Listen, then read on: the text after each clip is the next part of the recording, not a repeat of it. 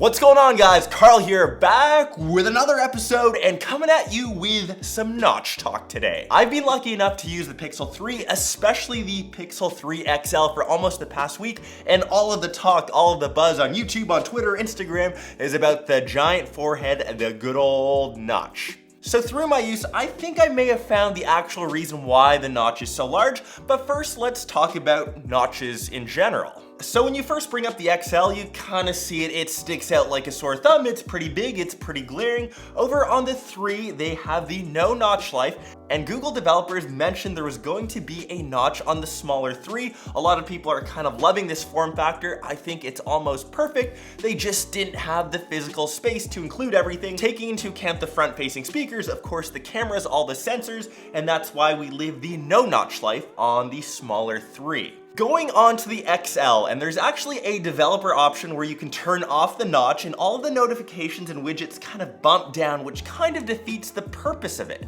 I think if it was just a black bar and if we still had things like time, battery life, reception up top, I think that would have been okay, but Google still wants to keep that 6.3-inch screen size, and of course we have to suffer with the notches like we've seen in most other devices. So if we bring over the OG of the notches, I'll call this guy the Godfather. This is the XS Max. We saw that first on the XS last year. We can see that there's a pretty big difference in size. Technically, the notch on the XS is longer, and if we actually take a good old measuring tape, so perhaps if you calculated the entire area, they would be quite similar, but I guess everyone is stickling just because the one on the 3XL is just so depth large. But the real reason for this video, and I think is the reason why we have such a large notch and maybe the best feature of the 3XL, is that front-facing camera.